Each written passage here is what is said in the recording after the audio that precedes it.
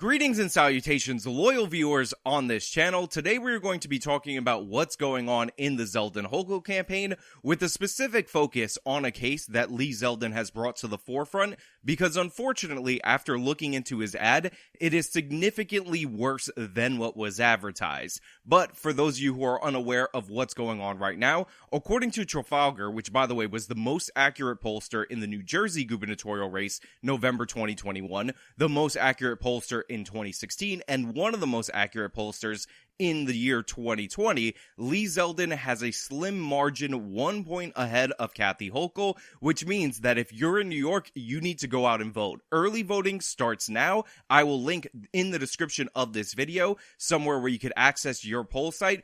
Go out and vote Zeldin and vote Henry for Attorney General. Down ballot, obviously I voted Republican, but you could do whatever you want. The two most important races, in my opinion, are Zeldin for governor and are Henry for Attorney General. Now that we got all that housekeeping stuff out of the way, today we're going to do a deep dive into the case, a tragic case, of the murder of 93-year-old Connie Tuori and Victoria Affet, the murderer who is now convicted and, by the way, was sentenced to only 29 and a half years. And you will know why I'm saying only 29 and a half years later on in this video, and what this means for the state of New York, and how this is definitely on Kathy Hochul and the radical left for refusing to prosecute criminals for absolutely anything. But before we get into that, this video is sponsored, so I'm going to toss it to the sponsor, and then we'll come back, round it up on the other side. Are you aware that the aging process really starts to set in at age 25? You actually lose about 1% of your collagen per year,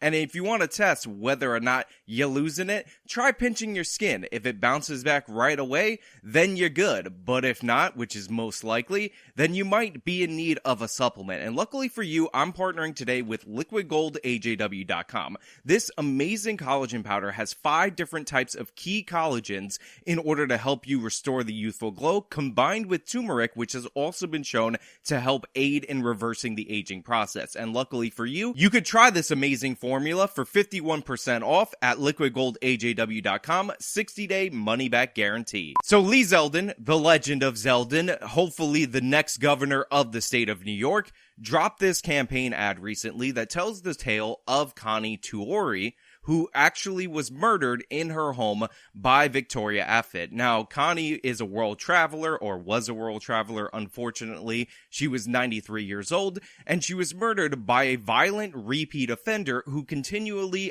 got break after break from the criminal justice system, including a cashless bail release just days before her eventual murder of Connie Tuori. Now, for my podcast listeners on Apple or Spotify, or for those of you who like to listen to videos on YouTube, Rumble, or Odyssey, wherever, I'm going to read you the text that the music is underscoring. 93-year-old Connie Tuori was tortured and killed at her Syracuse home. Her killer had just been released from jail with no bail. So the original plan was for me to play this advertisement for you guys in its entirety. However, I didn't realize this at the time, but the score used for this ad is actually copyrighted music. So as soon as I uploaded this to YouTube, it was claimed by the company associated with the music that was added. And then I look at Zeldin's campaign ad on YouTube, and it's also claimed by that same company. So obviously can't really do that because I can't risk copyright trouble for this ad. But what made this ad so powerful, and it will be linked in full in the description, please go over and watch it, was the fact that members of the family talked about the ongoing criminal history of the perpetrator, the continued release, and they directly blamed Kathy Hochul and endorsed Lee Zeldin. So Kathy gets the blame for the death of their relative, and Zeldin is presented as the solution, and the score is pretty good. I just wish I could play it for you without getting into trouble with YouTube. Now that ad is absolutely powerful, and you could understand when you have one candidate running ads like that talking about the #1 issue in the state of New York, which is crime, and then you have the other candidate talking about the ghost of Trump and saying that crime is actually just a conspiracy theory. Ravenel, these are master manipulators. They have this conspiracy going all across America to try and convince people that in democratic states they're not as safe. Well, guess what? They're also not only election deniers, they're data deniers. The data shows that shootings and murders are down in our state by 15%, even in New York City, down 20% on Long Island, where Lee Zeldin comes from. So I just want to point out where Kathy Hochul is being insanely deceptive, because if you look at this chart, what you'll see is that in the year 2020, shootings in New York City doubled. And by the way, these numbers are comparable to 1990s levels of shootings. You know how people say, well, crime isn't as bad as the 1990s? Well, New York City shootings were as bad as the 1990s. Then you have a 15% drop-off in shootings in 2021, which clearly and obviously is still well elevated from the previous years, from the previous norms. You have a trajectory of going down, a dramatic spike, and a slight decrease in the insane increase. And if you look at Manhattan, and there's a reason why we're analyzing this because it's incredibly important, you'll see that there's no decrease in shootings at all in 2021. And the reason why this is crucial is because Lee Zeldin has pledged to fire the woke district attorney, Alvin Bragg, who refuses to prosecute anybody, and Kathy Hochul has refused to make any moves to do so. On top of that, we saw a near 50% increase in homicides in New York City. New York was around 300 homicides in the city, which is amazing, by the way, for a city of 8.5 million people. That jumped to 450. Now, Kathy Hochul's like, well, if that drops to 430, guess what? Murder is dropping from the insane levels that it jumped to year over year. You're not fooling anyone, Kathy. We know that crime is up. You can go into full denial and cherry pick statistics, but it's not going to help you this election cycle. However, when I wanted to look into this ad to figure out if everything was true, I ended up stumbling upon a bunch of fact checks that actually disputed one of the key points in the ad. But upon further digging, not only did I find out that this ad is in fact true,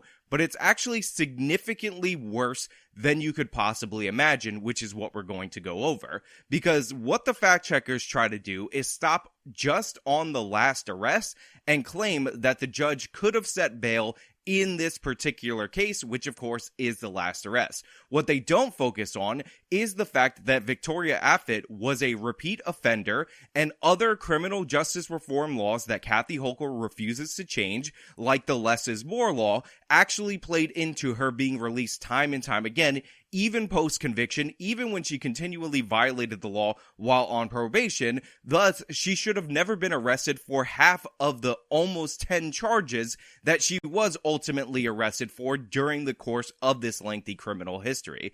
But you really need to understand what went down in this case. You really need to understand the horrific consequences of what Hochul is doing to our state so that you can understand what is at stake for this election. Because Connie Tuori, the 93-year-old woman, was not just murdered. You see, Victoria Affett actually entered the home of this 93-year-old woman and tortured this poor woman to death, including stuffing things down her throat, smothering her and then unsmothering her, and stabbing her repeatedly. The murder actually went on for the course of over an hour, according to the security footage, and it is believed that the motivation for this might have been to steal the 93-year-old woman's clothes. It also needs to be pointed out that this is one of the only times in the modern history of Syracuse that this particular murder in the form of torture was ever charged, as in most heinous crimes in the state of New York do not meet this unique threshold for charging murder in this way. And by the way, this isn't the first instance of violence against the elderly that Victoria Affett has committed. Just days prior, she was arrested for assaulting a senior over $38 that she was trying to rob for that senior. Now, they could have charged her, and the judge could have used the fact that it was an elderly woman, and we have a senior protection law in the state of New York, to hold this person. The prosecutor, who's actually a good prosecutor, pushed for a high bail, but they ended up releasing her automatically, no bail, no problem, and then she ultimately ended up committing this murder. Now, while that last arrest and that last release is in fact on the judge, and the judge should be held accountable for the role that the judge played in that last release, it is important to note that Victoria Affet should have been in jail for a lengthy prison sentence long before this release, and what ended up happening was a series of left-wing, woke, equity-based criminal justice laws led to this person being on the street despite the fact that she continually, time after time, repeated and escalated her violence. So let's get into the criminal history so you can understand exactly how soft on crime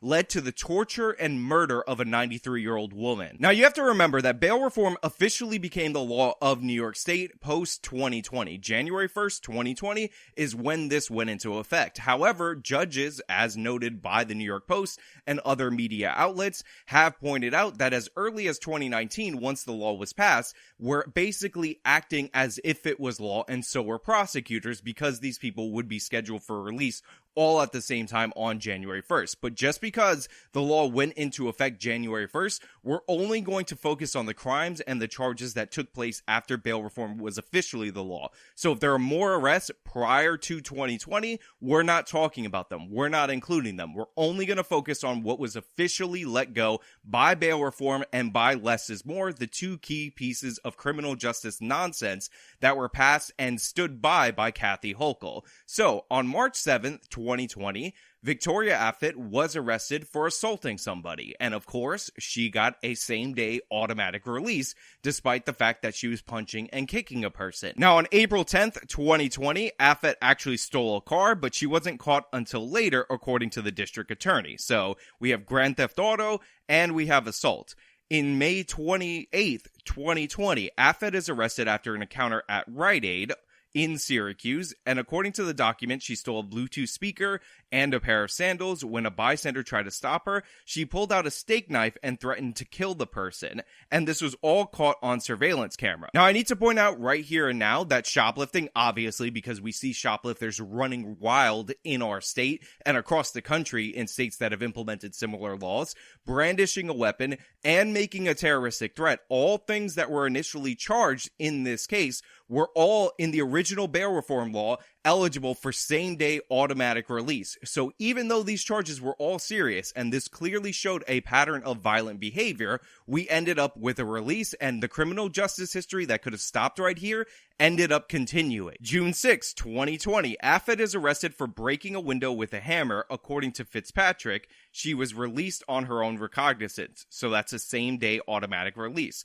Less than a week later, Affet is arrested for petite larceny at a Dollar Tree store, and she's released on an appearance ticket, because again, you can't hold them.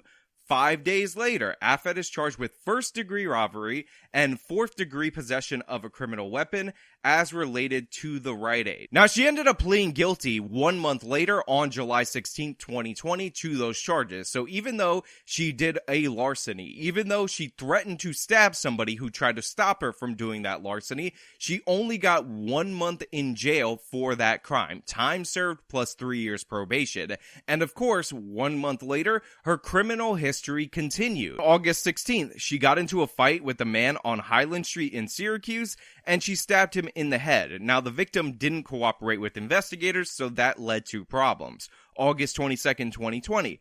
Court documents indicate that she got into a fight with a woman and she slammed her head against a tree. Now, on August 31st, 2020, they actually attempted to file a violation of her probation for the 3-year suspended sentence that she got for the terroristic threat with the knife and the grand larceny and the illegal weapon. But because we have something called less is more, probation officers and parole officers are incentivized not to violate people's probation and parole. It essentially takes a dramatic circumstance for this to happen. You'll remember when we covered that sucker punch story where some guy who was on parole sucker punched somebody, put him in the hospital. He had to have emergency brain surgery, and it took an order from the governor in order to violate this person's parole because he was automatically released under New York State's bail reform law.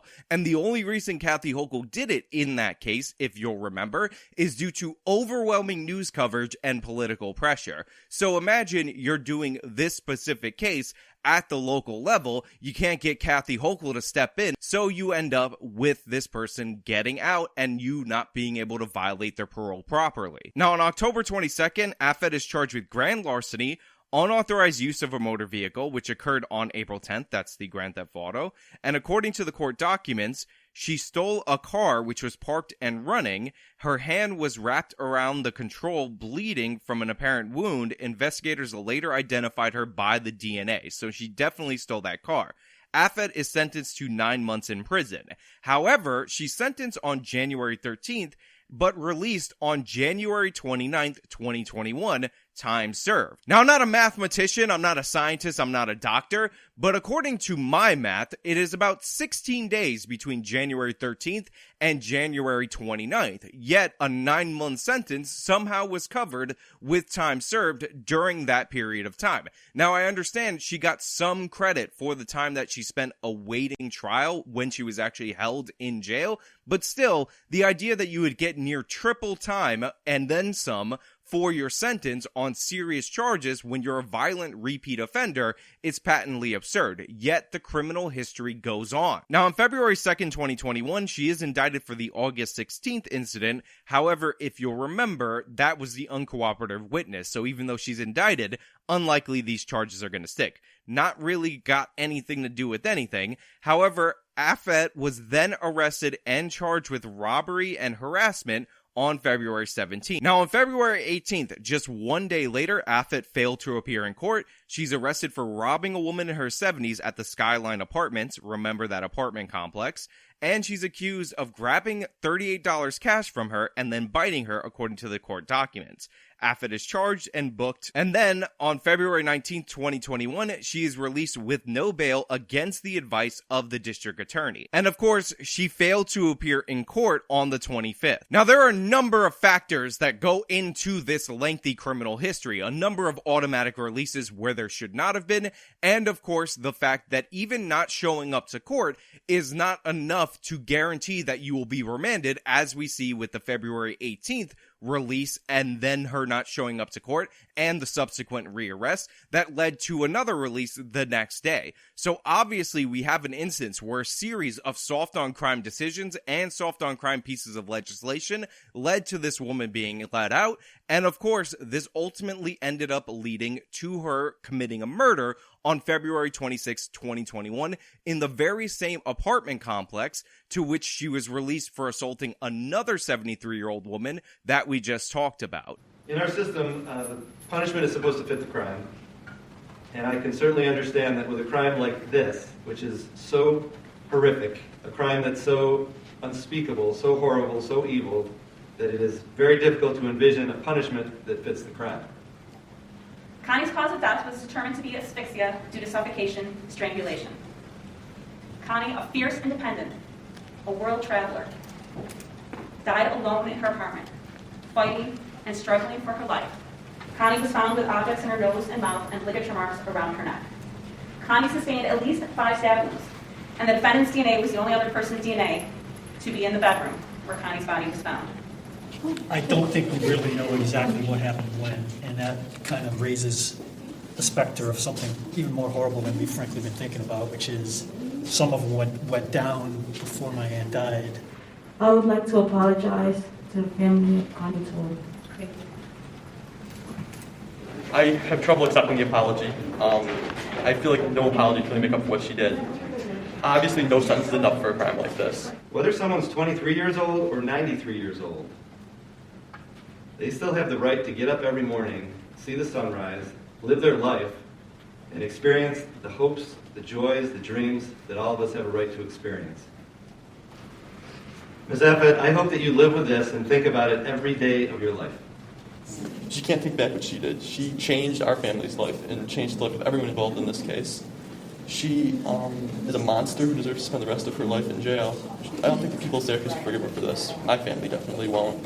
And I think it's important for her to understand that. Now, just because that is the day of the murder, that's the day that she tortured a 93-year-old woman to death, apparently to steal her clothes, doesn't mean that's when her criminal history started, because the body of this 93-year-old woman, Connie Toole, was not found for 3 weeks. So 2 days later, February 28th, she of course stole a car and crashed it because this person is a habitual offender. And in March, she's finally charged with the murder, which ultimately led to her being convicted and being sentenced to 29 years. But based on the way that she was serving her previous sentences, she might be let out in Hochul's New York tomorrow, because Victoria Affet, according to Kathy Hochul, is just a conspiracy theory. She committed all these crimes, but do they really exist? Because Hochul says they're not that real. Hochul might want to release her. I don't know if you guys know this, but Victoria Affet might actually be an oppressed minority. Look, this is not a joke. This is not a game. The price for bail reform, the price for Kathy Hochul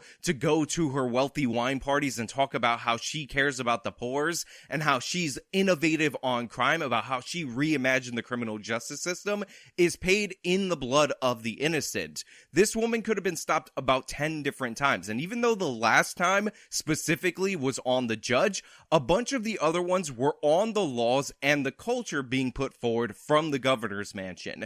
This woman was released over and over again, cut break after break, aided and abetted by woke criminal justice policies, and now we have a 93-year-old independent world traveler who was tortured to death as a result of it. We need to be able to identify the predators in our society and remove them from our society. Do you know how odd it is for a woman to commit this many crimes? You know how many red flags have to go off in your head to see a woman time after time for repeat violent offenses? You need to be able to move this person out of society into jail. If they got mental illnesses, then they need to be confined as those illnesses are dealt with. And William Fitzpatrick, the DA involved in this, knew it each and every time. Each and every time he fought for bail. Each and every time he fought for longer sentences. But what happened over and over and over again? A weak judicial system, a weak probation and parole system kept cutting her brakes, kept saying, you know what? It's society's fault. You know what? I think she might be torturing people. I think she might be stabbing people because she might be Aladdin. You know what? When she stole that Bluetooth speaker, she was really just trying to feed her kids or the poor kids that are just in the streets, you know, just like Aladdin. No, these people are not Aladdin. They're violent thugs and they need to be removed from our society. They need to be locked away, and Kathy Hochul doesn't get it. She was laughing at the idea that Lee Zeldin wanted to lock up criminals. This governor, who still, to this moment, we're halfway through the debate, she still hasn't talked about locking up anyone committing any crimes. Okay. Anyone who commits a crime under our laws, especially with the change they made to bail, has consequences. I don't know why that's so important. She calls crime increases in almost every county in the state of New York a conspiracy theory. So the numbers, the math, everything that you can see that is measurable, just made up, doesn't exist. And if you deny it, maybe she'll go into that back door that they have over at Facebook and Twitter in order to get your posts pulled down. That's who Kathy Hochul is. That's what's at stake. If you live in New York, if you know anybody in New York, get them out to the polls to vote for Lee Zeldin. We have to take back our state. The legend of Zeldin is real. Get on board. And if you're not on board, then shut up. I don't want to hear anything from you. But hey, those are just my thoughts. Let me know your thoughts down in the comments below. If you like this video, show them by leaving a like, subscribe for more content, follow me on all my social media, support me via the support links in the description box of this video. This has been me talking about the horrors of the Hochul administration. Till next time.